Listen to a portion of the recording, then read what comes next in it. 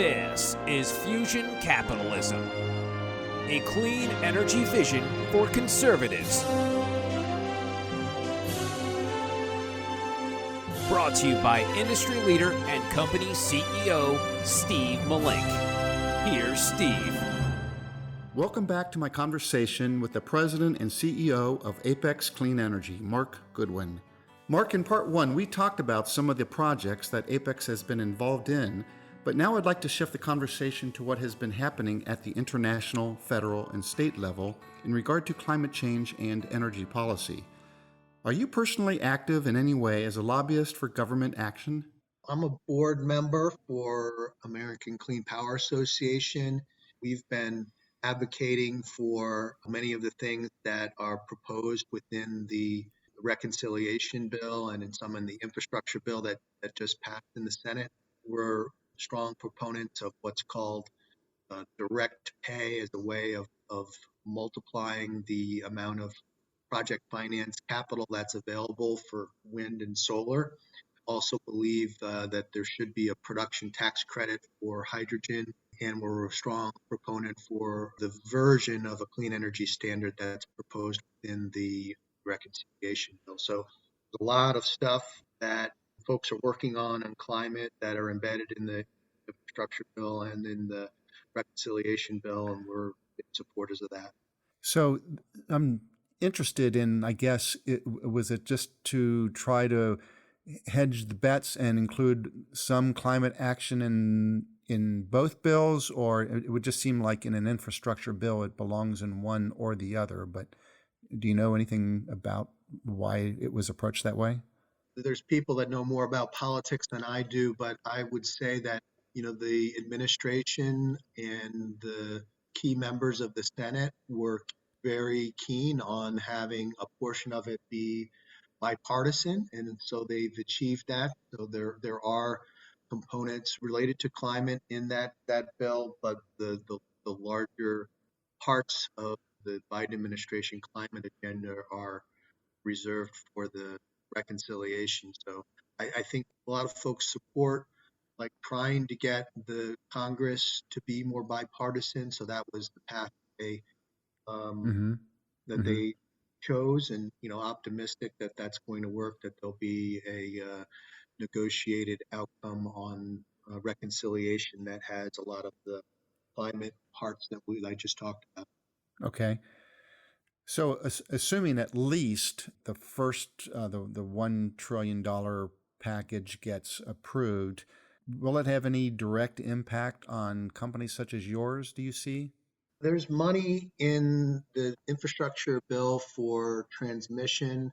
Some people view it as more a down payment for all the infrastructure that we need on the transmission side of things. So there's, we need multi-$100 billion, dollars invested in transmission in order to do the transition that we're talking about to get to a goal of 100% clean energy on the grid. You need like lots more investment in transmission, but people are talking about what's in the infrastructure bill as kind of a down payment on that. Unrelated to our business, there's money for a network of electric vehicle charging stations, also what some would call a down payment for what's needed to transition the transport sector over to transition that to electricity. So there's some starting points there in the $1 trillion bill, but a lot more in the reconciliation. I see. All right.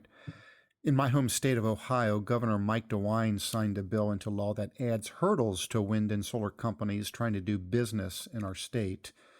What would you say to those lawmakers who are not yet fully embracing the opportunity of clean energy? Well, I think it's a setback for sure for an important state like Ohio, to make it harder to bring wind and solar online. There's a lot of companies that base their operations or choose to base their operations in states like Ohio, and part of their business is to procure renewable energy that's generated near where their operations are. So Ohio legislators are not doing themselves a favor if in like trying to recruit businesses and jobs if they're making it harder to deliver renewable projects. I will say that the State Chamber of Commerce was against the bill, but worked with some legislatures to make it less harmful. Kudos to the Chamber of Commerce there for understanding, that how energy transition is happening and how Ohio should want to be part of that. Like I said, it's a setback for the state, in my opinion, if they're making things harder. It's also, against property rights for folks that you want to engage with companies like Apex and use their property to, for commercial enterprise like wind and solar. It's a setback. Yeah, sure. So, the UN Climate Change Conference is coming up in November. It'll be held in Glasgow, Scotland this time. Will the organization that you're a member of have any direct involvement in any way as an advisor to spur, actionable commitments to your knowledge?